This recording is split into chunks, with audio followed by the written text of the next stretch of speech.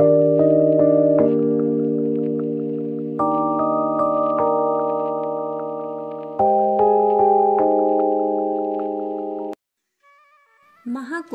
सबसे पहले कब और क्यों लगा था?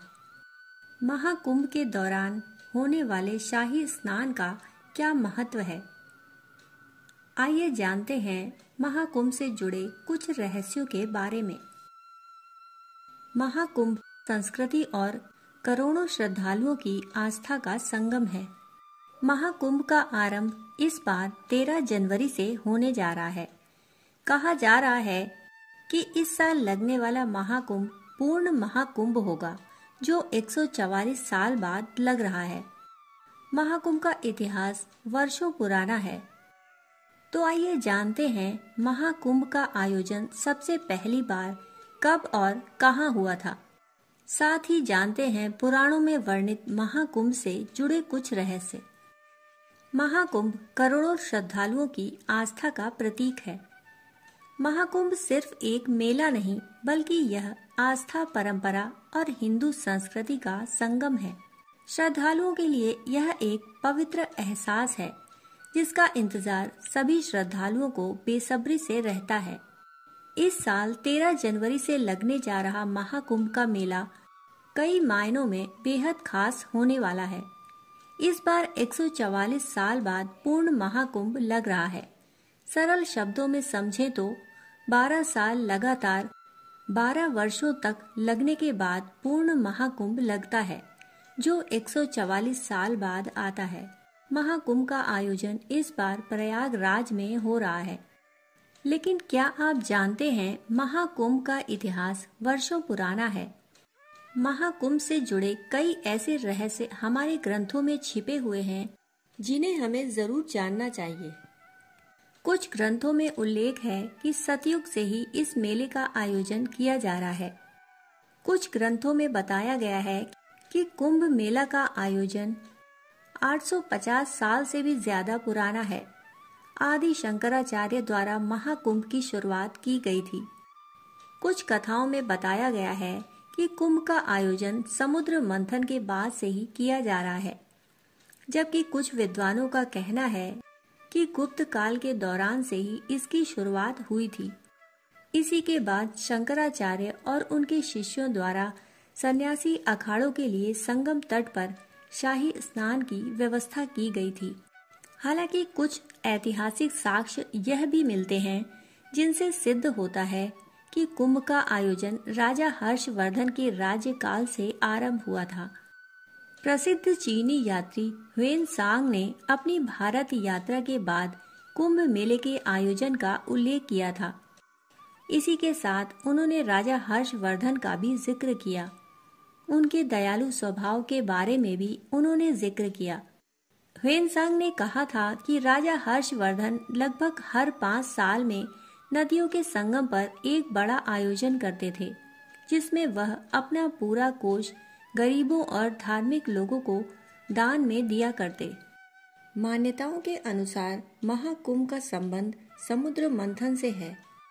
समुद्र मंथन के बारे में शिव पुराण, मत्स्य पुराण, पद्म पुराण, भविष्य पुराण समेत लगभग सभी पुराणों में जिक्र किया गया है।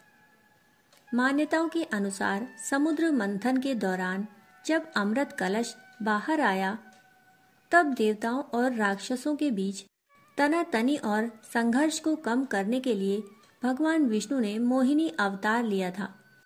इसके बाद जब देवताओं और राक्षसों के बीच संघर्ष काफी ज्यादा बढ़ गया, तो उन्होंने इंद्रदेव के पुत्र जयंत को यह अमृत कलश सौंप दिया। जयंत कौवे का रूप धारण कर राक्षसों से अमृत कलश को छीनकर उड़ चले। जब वह अमृत कलश को लेकर भाग रहे थे, तो कलश से कुछ बूंदें प्रयागराज, उज्जैन, हरिद्वार और नासिक में गिर गईं। जहां जहां अमृत कलश की बूंदें गिरी, वहां वहां कुंभ मेले का आयोजन किया जाता है। कहा जाता है कि जब जयंत कौवे के रूप में अमृत कलश को लेकर जा रहे थे, तो उनकी जीभ पर भी अमृत की कुछ बूंदें लग गई थी, जिस वजह से कौवे की आयु लंबी होती है। ऐसा कहा जाता है कि कौवा जब भी मरता है तो दुर्घटना में ही उसकी मृत्यु होती है। इसके अलावा अमृत की कुछ बूंदें दूर्वा घास पर भी गिर गईं, जिस वजह से दूर्वा को पवित्र माना जाता है और सर्वप्रथम पूजनीय देवता गणेश जी को अर्पित किया जाता है। प्रयागराज में लगने वाले महाकुंभ का महत्व अधिक माना गया है, क्योंकि प्रयागराज में 3 पवित्र नदियों गंगा, यमुना और सरस्वती का संगम है, जिस वजह से यह स्थान अन्य जगहों की तुलना में अधिक महत्वपूर्ण है। सरस्वती नदी लुप्त हो चुकी है, परंतु वह धरती के धरातल में आज भी बहती है। ऐसी मान्यता है कि जो व्यक्ति इन 3 नदियों के संगम में शाही स्नान करता है उसे मोक्ष की प्राप्ति होती है। इसीलिए प्रयागराज में इसका महत्व अधिक माना गया है। महाकुंभ के दौरान कुछ विशेष तिथियों पर होने वाले स्नान को शाही स्नान कहा जाता है। इस नाम के पीछे विशेष महत्व और सांस्कृतिक पृष्ठभूमि है। माना जाता है कि नागा साधुओं को उनकी धार्मिक निष्ठा के कारण सबसे पहले स्नान करने का अवसर दिया जाता है। वे हाथी, घोड़े और रथ पर सवार होकर राजसी ठाट बाट के साथ स्नान करने आते हैं। इसी भव्यता के कारण इसे शाही स्नान नाम दिया गया है। एक अन्य मान्यता के अनुसार प्राचीन काल में राजा महाराजा भी साधु संतों के साथ भव्य जुलूस लेकर स्नान के लिए निकलते थे।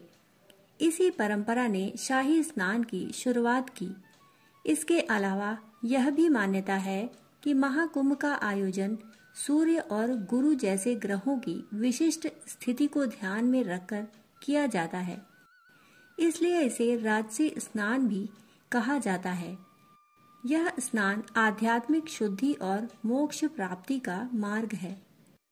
13 जनवरी 2025 को होने वाले महाकुंभ के दौरान कुल 3 शाही स्नान होंगे, जिसमें से पहला शाही स्नान मकर संक्रांति के दिन 14 जनवरी को होगा।